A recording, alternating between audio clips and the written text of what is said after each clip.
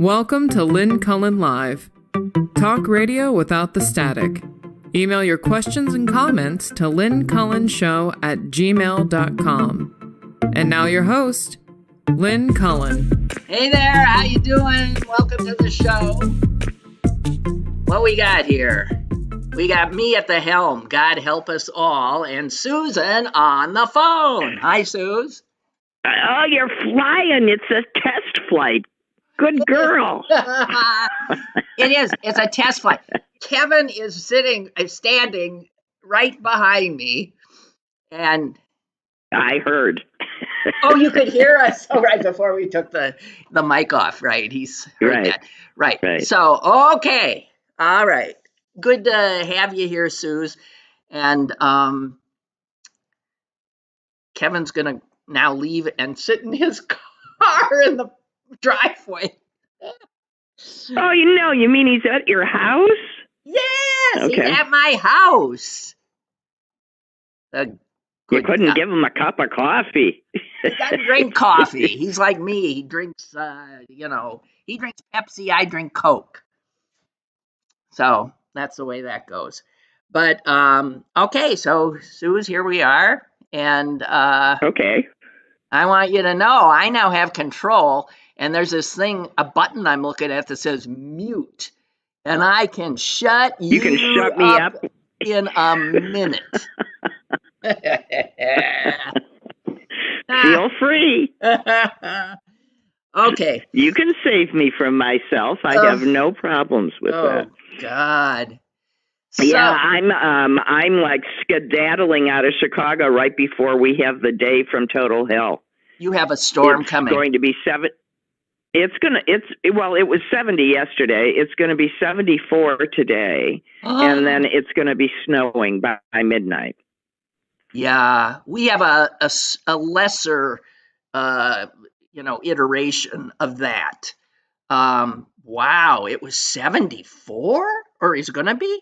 My God. Well, it's going to be 74 today. It was 70 yesterday. We didn't get, wow. That's amazing. That's scary. No, the plants are popping out of, my garden, and people are walking around in shorts, and usually they do that when it's 45 in the spring. But but now it was like totally appropriate. Yeah. Oh, God. I don't know. I was telling Mom, all this stuff is also awful and unsettling, but I said, I guess you might as well enjoy the positives of global warming. I said, you can open your swimming pool earlier and you're going to be out and well, we walking. are. We open the swimming pool a month earlier. And we close it a month earlier and a month later. So almost. We're ready. If the weather's there, we're ready. And we close it a month later because if the weather's there, we're still ready. How wonderful. So, yeah, what used to be a ridiculous extravagance when that pool was built when I think I was 16, and really we opened it in June and closed it on Labor Day. It was sort of like the regular pools, Labor Day to Labor Day. And, Memorial Day to Labor Day. And now it's like, why not? You can use it for outside as long as it's heated for a good 5.5 months. So, well, yeah, so that's the so-called good part, which in fact God. Anyway, God help us. So, Susan, did you read that horrific, I'm sorry, guys, this is going to be, I was so freaked by this. I think it was Sunday front page article, New York Times, about Instagram and mothers who have accounts where they put their daughters out there I looked at it and I ran away. I did not read it. Well, I'm going to subject you to some of it. Lock them up. No, it's beyond belief. And a lot of these mothers... Yeah, before you even tell me this, I want to tell you that if my children found out that I was posting pictures of their children on any platform, Yeah. I would be in such trouble. Well, that's why I've never I mean, understood how people, and aren't people still are so profligate with this. Even oh no, I'm sure even on Facebook. I have a family member with young, beautiful children that would do things like post a picture of her beautiful self and her two beautiful children and say, "Who wants to meet me at this park at this time?" Good God. I mean, okay, what? Stupidity. Stupid. So, for those of you who didn't read the article, I'm going to subject you to this because it apparently is something that is not unusual. So, Instagram, we've all heard of that. Instagram is owned by Meta, same guy's Facebook. That's Zuckerberg, Facebook. Yeah, all these people that Meta. got off Facebook and went on Instagram like it was different. Cracks me up. Well, I got news for you. Well, I guess people, but little by little, they've trained people to not care about their privacy. I guess they only get it when something or their personal safety, or their privacy, schmivacy.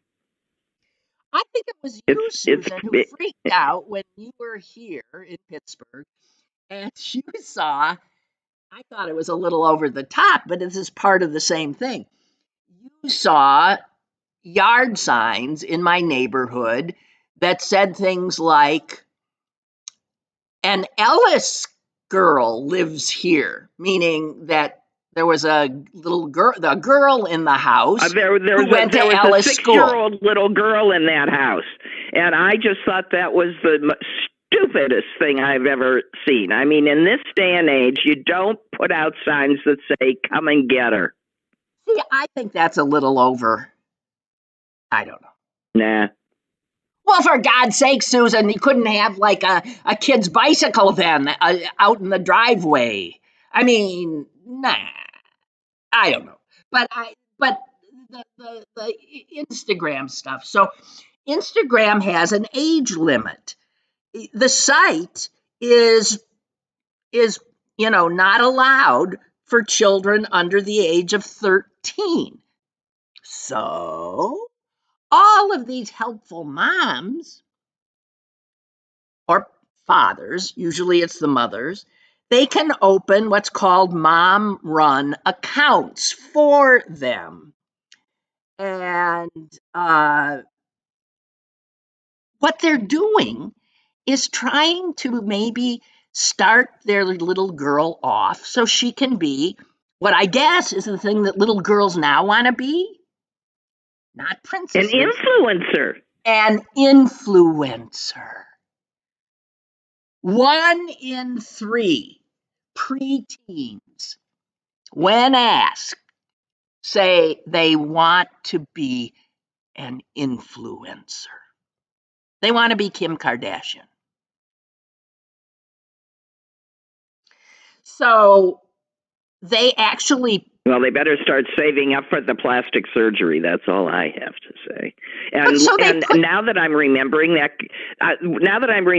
the conversation about the yard sign, my initial impulse was just that I thought it was. I was reacting to the exclusivity and my daughter got in, your daughter didn't. Well, it's just a matter of I'm sure what it is. I don't know. It could be some braggadocio. We go to Winchester Thurston, or I go to. I don't know. Yeah. No, I just think it's school spirit gone wrong. The tone is wrong. But anyway, go back to what you were saying. Well, I am saying that it's these parents have their little girls. They're with them on this, and they have. They can even. This is the part that just drives me insane. They even can have their girls available for exclusive chat sessions. They even sell some of their girls' outfits. And who do you think's the main people watching this? I'm just going to guess that it's pedophilic men. That'd be a good guess. Is that But the other part of it is all of these mothers trying to monetize their children. Well, that's true too. But they also say there are mothers. There's just absolutely nothing good about this. There are mothers here who are quoted. I will give you some quotes. A mother in Alabama said, "Social media is the way of the future, and I feel like she'll be behind if she doesn't know what's going on. You can't do anything without it now." And a little 12-year-old girl in Maryland is saying, "People are actually being influenced by me." Here's what a guy says. Well, that gives one an outside. See, none of this is good. It's not good for development. It's not good for anything. Suze?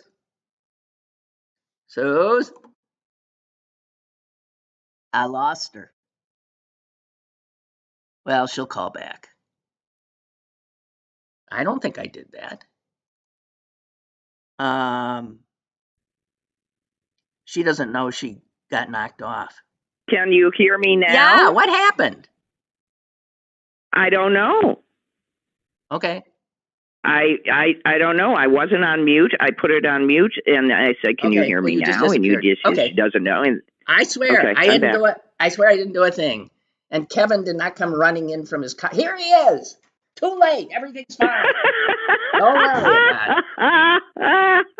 I don't know. What could I have done? I didn't do anything. He doesn't know either. He thinks I inadvertently set things off because maybe my hand brushed. It's your erratic brain waves. All us Miller girls have erratic brain waves that cause like pictures to fall off the wall and stuff. Yeah. All right. We're cool. But so that's listen, our story, and we're sticking with it. So listen, men, pedophiles are like, they've never. Here's a quote from a guy. "I am so glad for these new moms pimping their daughters out. And there's an infinite supply of it.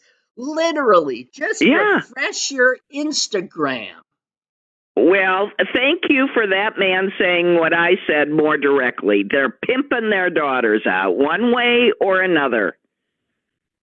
They are monetizing those little girls. It's, I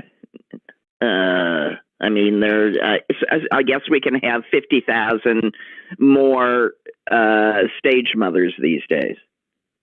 And ask all those little child actors who were farmed out by their mothers how they feel about it now.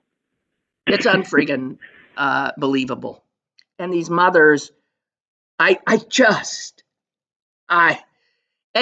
of them just flat out say this is how she's going to pay for college. We're monetizing her.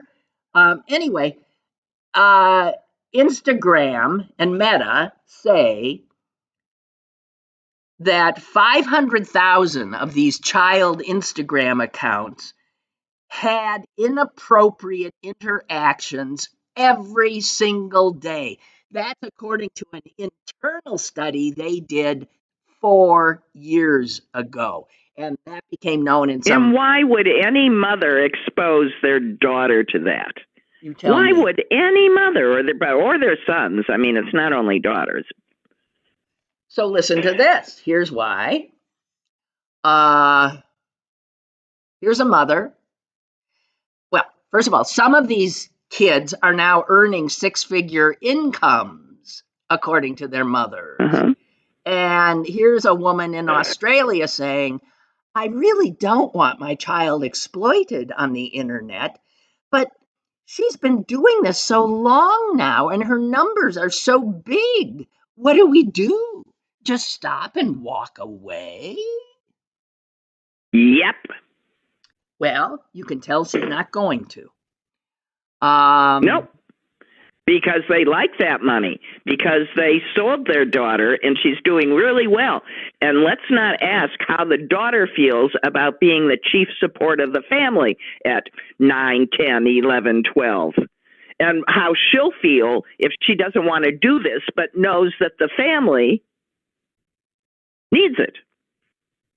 I mean, the horrendousness of the parenting in this is just awful. Maybe if you're starving and all you got is a pretty 10-year-old. Okay. The numbers here are just frightening, Susan. They're frightening. Many of these accounts. It does nothing positive for the child. I will tell you, it does nothing of that course. is lastingly positive. Many of these accounts, if you look at who are their followers, if they have over 100,000 followers, 75% of them are men. Yeah. And let me ask you, have you noticed lately that about once every 10 days, there's a report of yet another 20-something influencer dead? They die at an alarmingly rate, alarmingly young. Well, here I swear I read 3 or 4 obituaries. One of them was fake, and which is its own weird thing. Somebody killed her off fakely, but the others were real. They dropped dead. Unbelievable. Health and technology experts are cautioning that social media presents a profound risk of harm for girls. Constant comparisons to yes, also boys. Yes, and also boys. Objectification. The internet does not discriminate between girls and boys. They are all abused online, all of them. It's and there are clothing brands that feed this as well, because if a little girl starts wearing their stuff, and because they're an influencer, that stuff starts selling more, then the little girl gets discounts and more stuff, and she's on her way to being an influencer. No, and she also gets paid. Yeah. She gets paid. Yeah. So they started the I story. could have made a fortune if this existed back when I had nothing to do but go shopping. I could have gone online and taken all my ill-gotten gains that was having my husband slam his head against the wall and go, look what I found. But no, I just had to fess up. They start this story with, they don't show you the picture, of course, but the picture is of a 9-year-old girl in a gold bikini lounging on a towel, okay, posted by her mother. And listen to hear some of just the stuff comes in immediately. Whoa, great body. You are so hot. On and on. Take that bikini off. And then the final one is, y'all are dogs. She's a child. And then clapping hands. Whoa. Technology.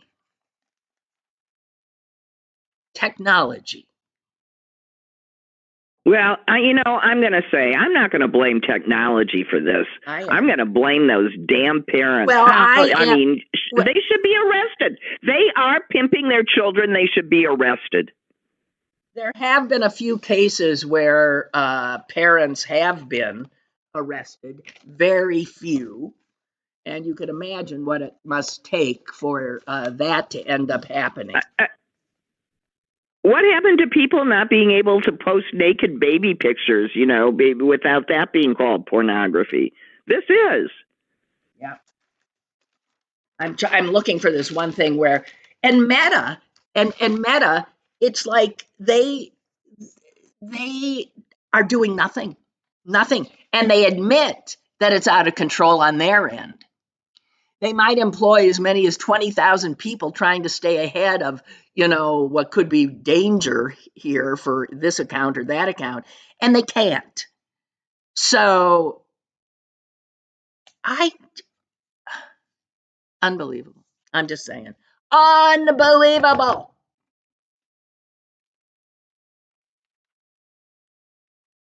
Oh. Yeah, I mean, people have to learn that just because you can do something, Yeah.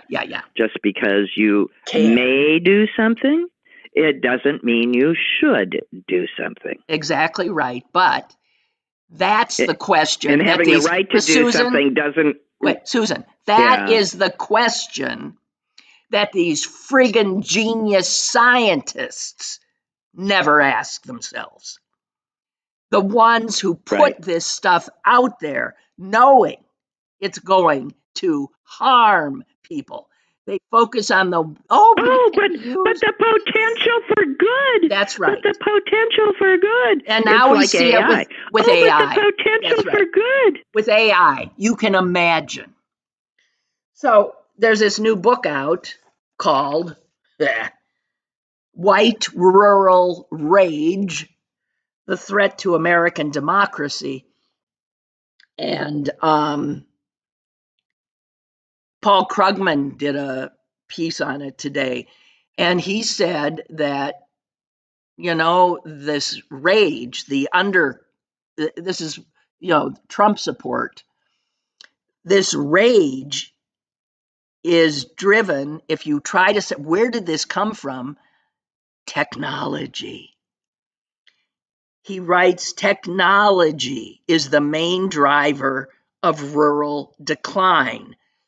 American farms are producing more than 5 times as much as they did 75 years ago, but the workforce needed is just 1/3 of the workforce that did exist, because technology has taken the jobs. And so, well, yeah, you used to think if you had 500 dairy cows and that needed to be milked several times a day, before that was automated, you needed a lot of farmhands to get that milk out timely. And now you got right. That's right. Now you got one guy walking down, plugging them in, and then he flips a switch. So the jobs that people who lived in rural America and in small town America, that used to see industries located there, those are gone too.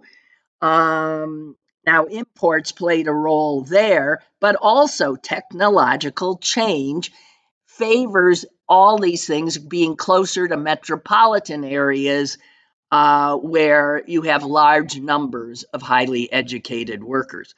So technology has made America richer, but it has decimated rural America. And the feeling, when I drive to Wisconsin, the area surrounding where we grew up was within blocks of us, farms. Right. And within a mile of us was all farms. Right. And now I can drive for 2 miles before I hit my first field. Yeah, and I'm thinking that was producing food for people. Well, the food is still there. I mean, that is not. The thing is yeah, I'm sure we produce more per acre than we used to produce. Way more. So this book is about that. There's this whole huge part of America that used to feel so proud and felt it had such dignity, and he points out that they still feel that way, that they are more industrious, more patriotic than big city people who are, blah, blah, blah, blah, blah. And this is the kind of thing that Republicans have exploited, even as they do nothing to help these people. It's Democrats who help these people or try to. So Krugman ends this piece in the most depressing way. It's so rare for an op ed to end as this one does. But he says this: so many white rural voters support politicians who tell them the lies they want to hear. And it helps explain why the MAGA narrative casts relatively safe cities like New York as crime-ridden hellscapes, while rural America is the victim not of technology, but of illegal immigrants, wokeness, and the deep state. And the truth is that while white rural rage is arguably the single greatest threat facing American democracy, I have no good ideas about how to fight it.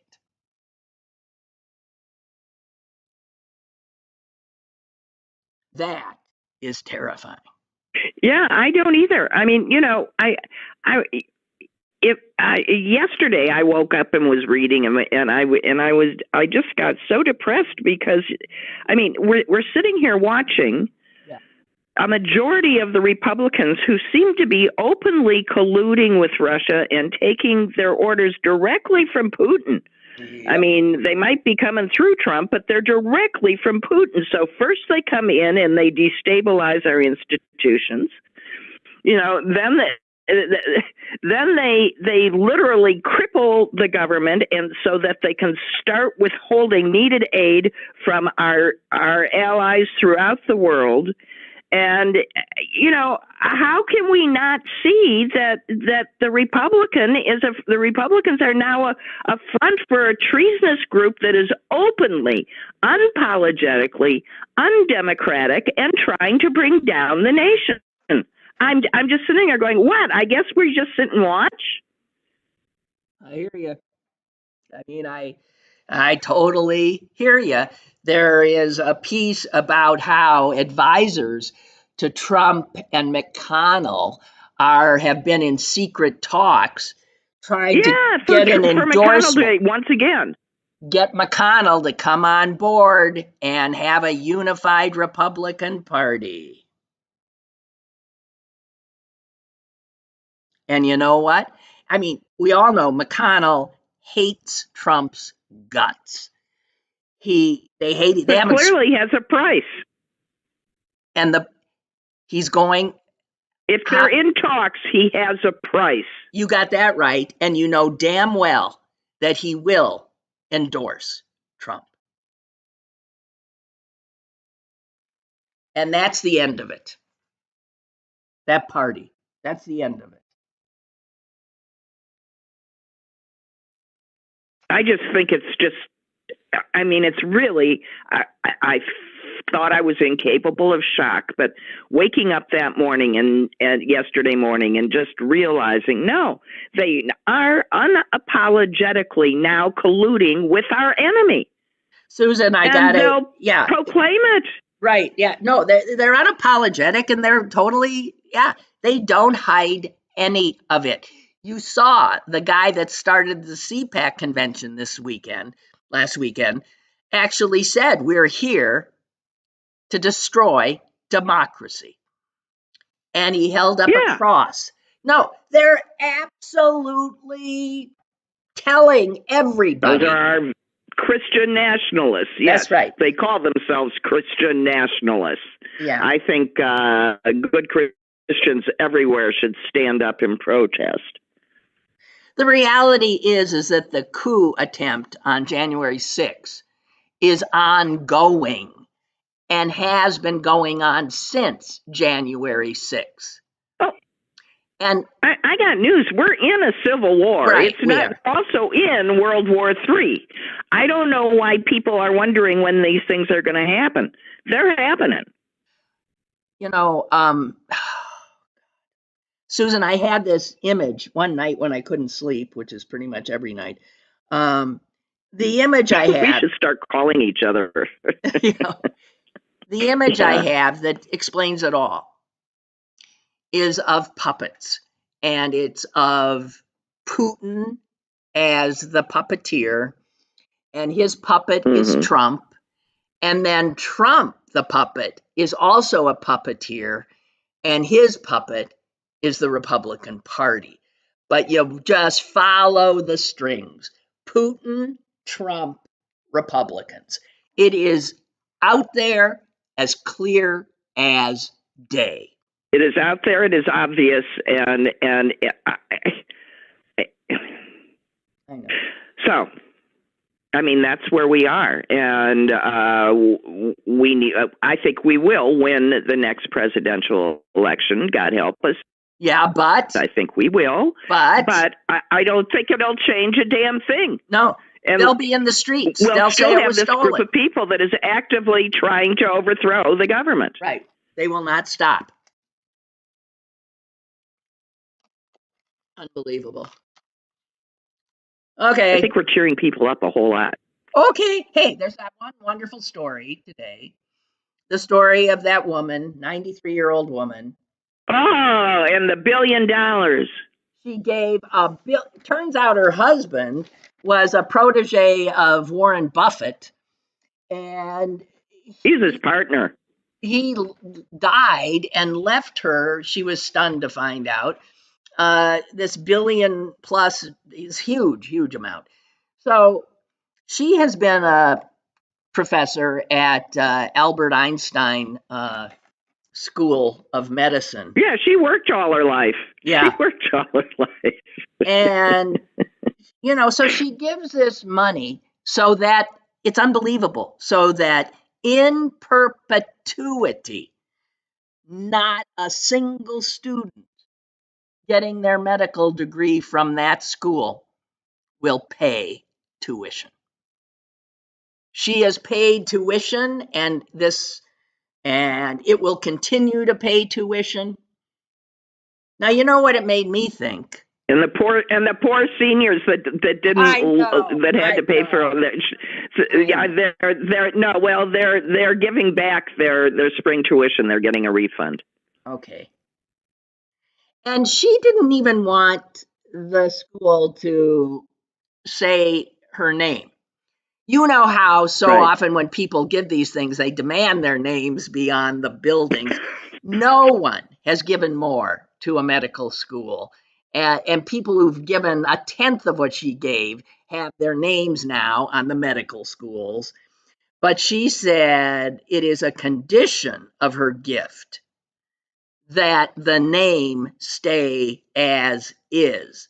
She said, "We've got the gosh darn name. We've got Albert Einstein."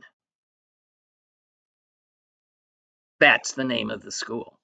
She wasn't about to depose him because she had money. She doesn't think money's more important than brains and people. No. No. And she doesn't think anyone needs to have that much money, which I think is a very important thing. All these women that are getting all this money from their husbands who take theirs and build rockets. The women are taking it and giving it away where it can do some good. Because nobody needs that much money. They can stay plenty rich and have everything they need and still give away 99.9% of what they inherited. And that's what they're doing. As opposed to the two richest men on earth, Bezos and Musk, who just keep amassing more and more wealth. And both men are actively working to suppress unionization so that their workers don't get a fair share. It is, unbelievable. Unbelievable. Well, but Musk is in his own trouble. There's that wonderful judge. That'll take forever. He's already pulled. He's incorporating. That's because it was incorporated in Delaware. Well, he did it. Delaware, which That's is right. where everybody incorporates. Right, but because they're pretty easy, Because they have these easy laws, but you aren't allowed to have a public company and then sort of grant yourself ridiculous control of the board and dictate your own salary. You're not allowed to do that. Right. You have to at least, make it look good. Oh, God. No, there is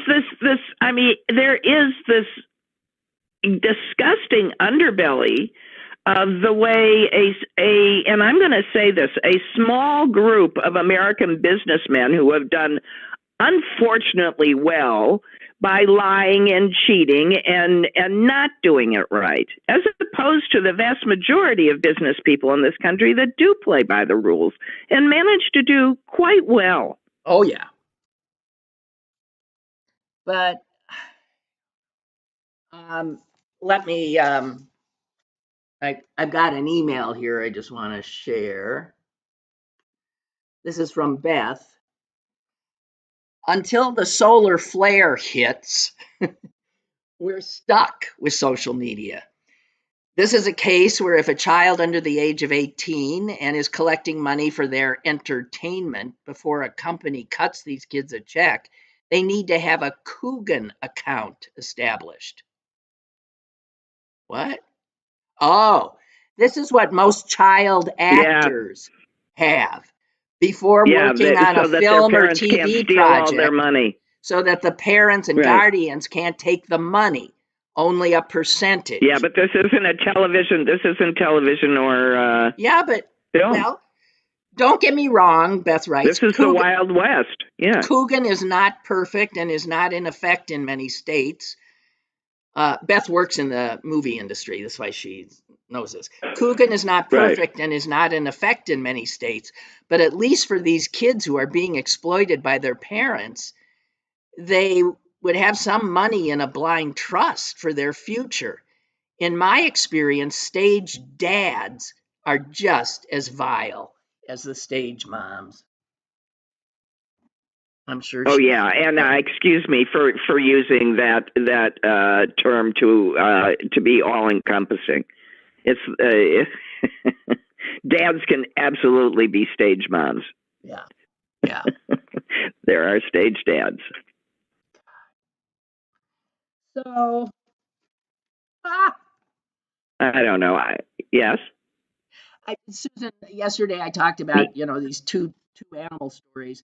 The one about the Biden's dog, actually two of their dogs, both German Shepherds, who both have now been exiled because they bit Secret Service guys. Sometimes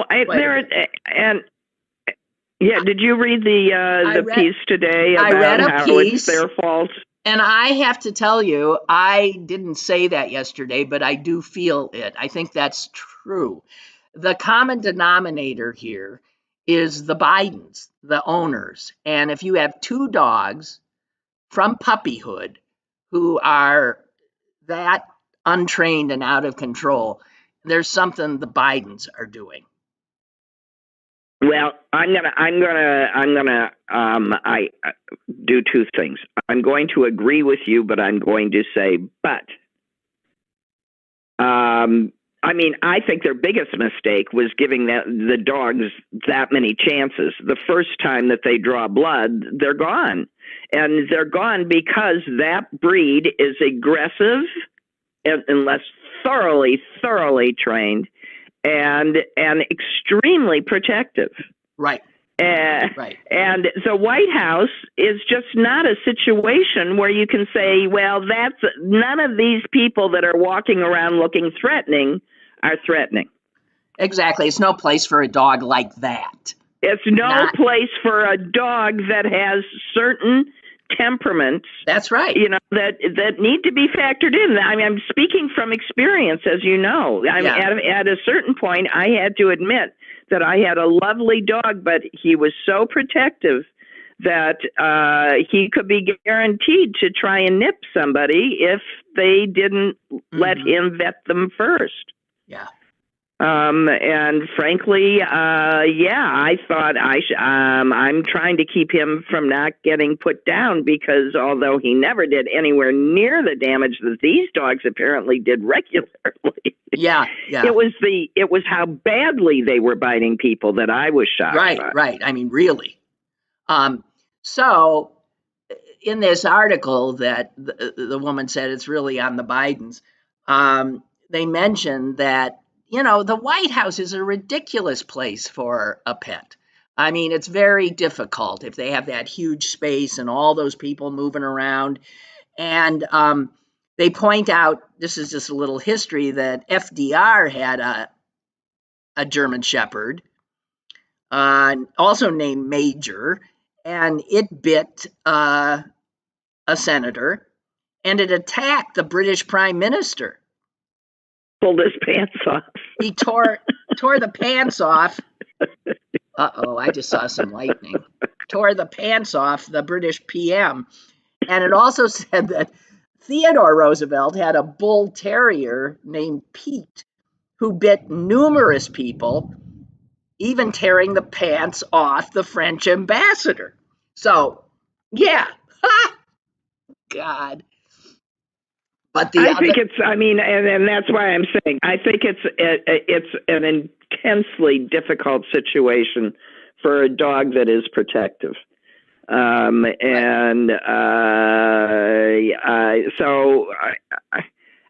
claim that they did, including the training that I did, that I did with Ernie. I gave up Ernie for 3 weeks, I remember, so that he could be trained, and it was dreadful. It was, I was like heartbroken for 3 weeks, because I knew he was heartbroken for 3 weeks, but he came back pretty trained. But I couldn't train him out of that one thing that he needed most to be trained out of, which is protecting me. Yeah. Well, the other animal and story. Believe me, I sort of didn't wanna. Jesus. The other story was the story of that owl in New York City, who I had been so into, Flacco. And there's a wonderful piece in the New York Times today by an ecologist, and just some of what because I was asking yesterday, okay, so they said that in captivity, that bird could have lived to be 40 years old. In its native habitat in the wild, its lifespan averaged 20 years. It had 1 year of freedom in New York, and it died at 14. And I was saying yesterday that I really think that it was still better that that animal knew freedom for a year. And this guy gets into that. And I just want to say a few things that he says. That this bird was born in captivity. He lived a dozen years in a cage in the Central Park Zoo where little happened, obviously. It was a safe existence, but it was also a life without agency. And then a little over a year ago, somebody let him go. And his choice, he never went back. You know, some animals, you let them go and they do come back. That bird never went back to the zoo. And his choice reaffirmed a truth that given a chance, living things choose freedom. Right.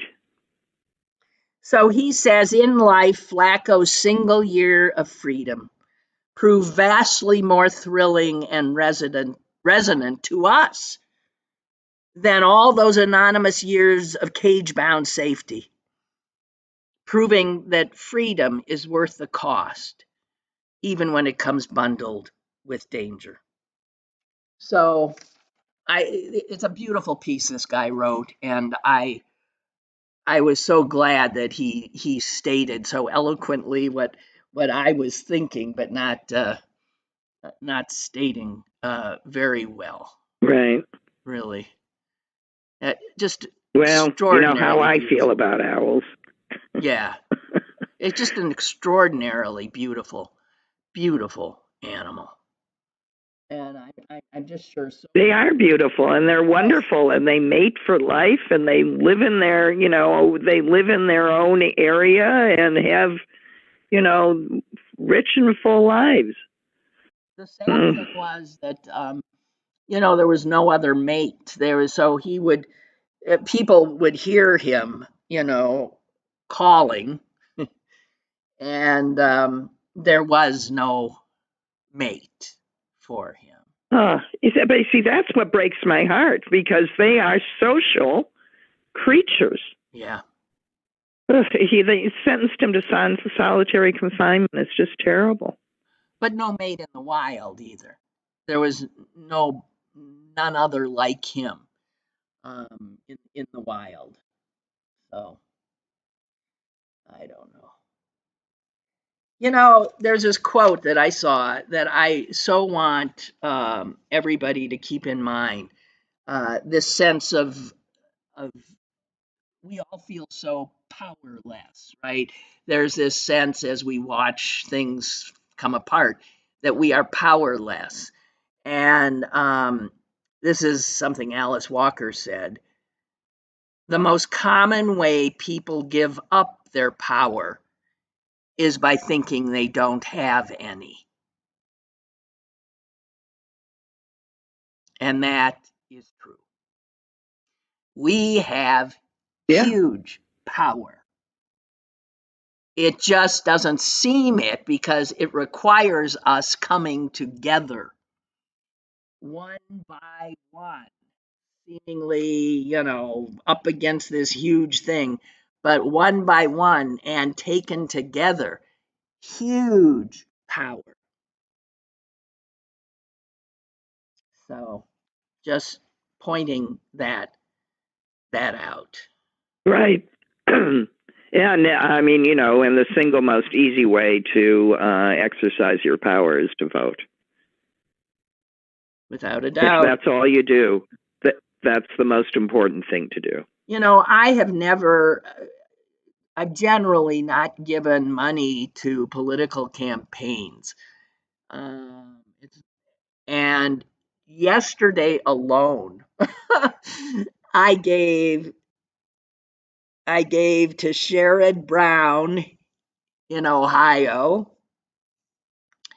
I gave to a governor's race, and I gave to the Democratic senatorial race, overall thing. And I'm thinking this year, I'm going to throw all that I will put my vote there. I will put money anywhere that I can. Yeah, I've been doing that for a Even while. if it's, Tammy Baldwin could use some money too. $5, that's it. If everyone gave $5, it helps. It doesn't hurt. And we're in the Right. fight of our lives. It's as simple as that. Right. So I told myself yesterday, so the same old ain't working. And yeah, you're going to have to do more. And in my case, And that's the stuff you can do. I do have Right. some disposable income, and I'm gonna use it. Oh yeah, I'm talking to the Senate candidate in Missouri. He calls me all the time, and I'm hoping that he'll get there. I mean, he got knocked out by Trudy Bush last time, but this time no one's in his way. People know his name, and he's running against Josh Hawley. Ugh. So if anybody would like to support somebody, his name is Kunce. Lucas is the first name. Lucas Kuntz. Yes. Mary Frances writes, I'm listening to your program and had to comment about yard signs that I saw in my new Cleveland neighborhood. In July, yard signs started popping up indicating that a kindergartner lives here and is marching into X school. The other signs that I saw were, my student scored a 5 on their AP exam, the name of the school prominently placed. And Mary Frances says, as a former director of college counseling and the AP coordinator at a private school in the DC area, I was taken aback. On one hand, Me too. Yes, on one hand, I can see how promoting the AP scores can help the school's academic image. However, I thought about all the other students who scored a 4 or below. How did they feel? Also, there's the issue of test confidentiality, which at the school where I was employed was held to a high standard. So Yeah, I mean, that's what I was saying, and that's what I remembered to be my primary reaction to that sign. Because when I read the sign that you were talking about, my daughter is a whatever school, I just thought, and the subtext is, and yours isn't. Yeah. And that's what she's getting out of this. I totally agree. These are not things that my kids, and by the way, plenty of kids get 5s on AP exams. The thing that people get A's. Yeah. That kind of braggadocio is just it's what I so hated, those bumper stickers. My student my kid is an honor roll at so and so, and the day I saw the bumper sticker on someone's car that said, my student beat up your honor student or something like that. And you were going, yeah, yay. Come on. Well, no, everything has changed. When we were raised, there was this thing called modesty, and you weren't supposed to brag about your achievements. You didn't talk about how much money you had. You didn't show off with your possessions to everybody. I mean, some people did, but we were taught you don't do that. Inconspicuous consumption. You can have nice things, you just don't parade them in front of people. It's rude. It's just rude. And now it's the exact opposite. Now, the more you have, the louder you trumpet it, the bigger your toys, the more gold-plated you make them, and it's still low class and rude, but it's in style. We used to call that new money. Remember, that's how you distinguish new money. Old money was quiet about it. Oh, well, old money is a bunch of crapola too, though.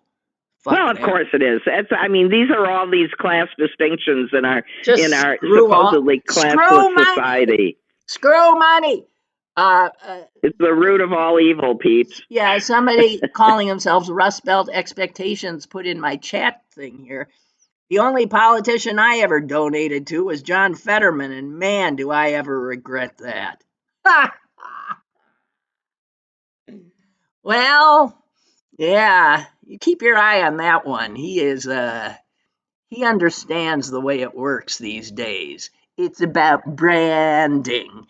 And one of the reasons that Fetterman never liked me is I was very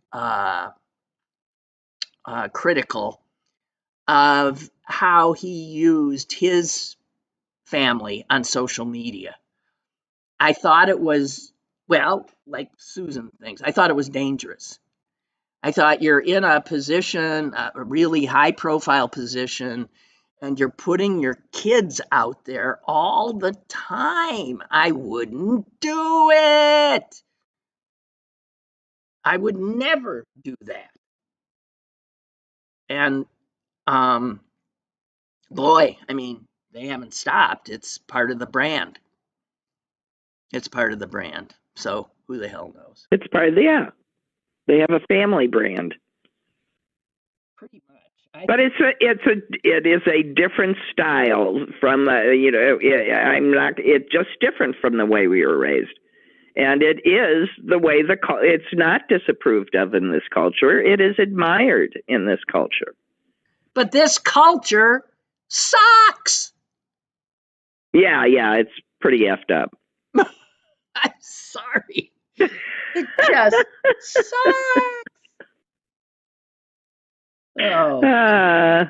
Hey, you see that there's one of the insurrectionists from Pennsylvania, this SOB named Scott Perry, who should be in jail. He's one of the worst. He has apparently been pressuring the Speaker of the House to call off the State of the Union address. They never stop. They never stop. He does not want, and you can bet he's not alone, he does not want Biden having that platform showing that he's the president.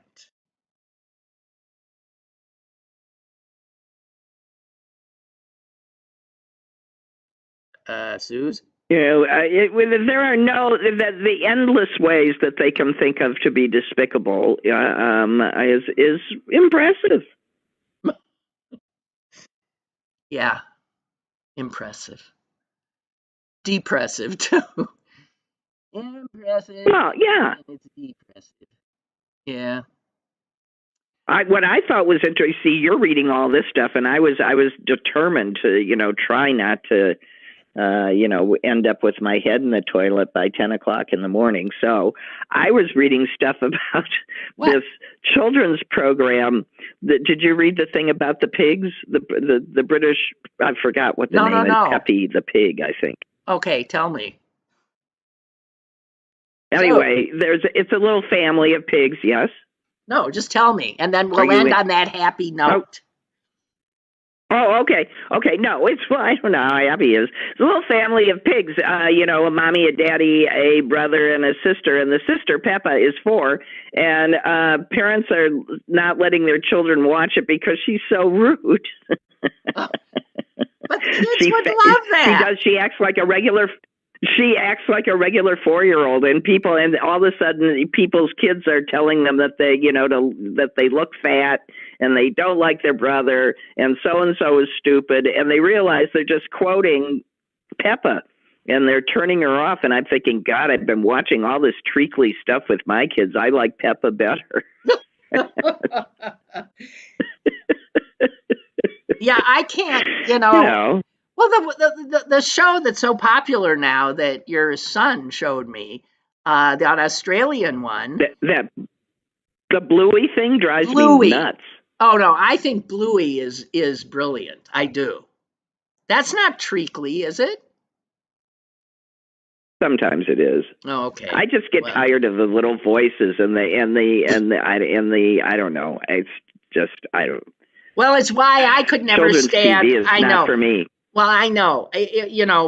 What was that purple dinosaur, Barney or something, almost drove me. Barney, right. Drove me to almost suicide. SpongeBob's clever. No, he's okay. But Barney, give me a friggin' break. Or Power Rangers, as the kid got older, I wanted to die. But I would never listen. I would never listen in the car to the kid songs. I could not. So that's why my kid could sing Sympathy for the Devil at the age of 3. Right. And there's nothing to Well, I don't think you're alone in that. No. Right. Yeah, a 3. Please allow me to introduce myself. Something wonderful about it coming from the back seat. I can remember a long drive to Chicago with a little kid in the back seat with his little feet waggling out of the car seat singing, "Sad songs mean so much."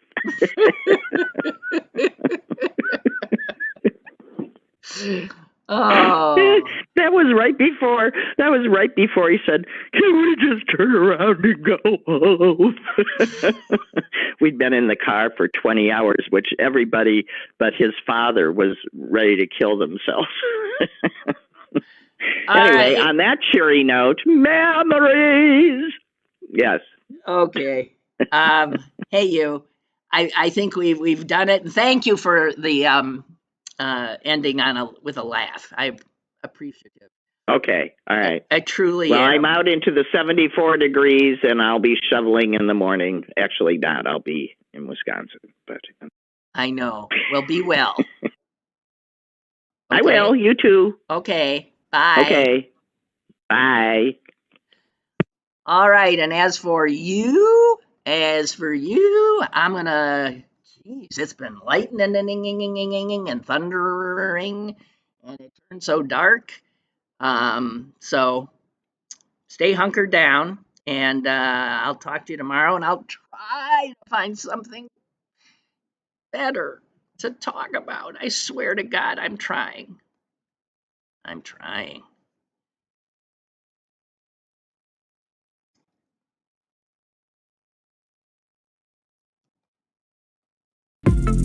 Lynn Cullen Live, Monday through Thursday from 10 a.m. to 11 a.m. and archived at pghcitypaper.com. The opinions expressed on Lynn Cullen Live are those of the host and do not necessarily reflect the viewpoints of Pittsburgh City Paper or its advertisers.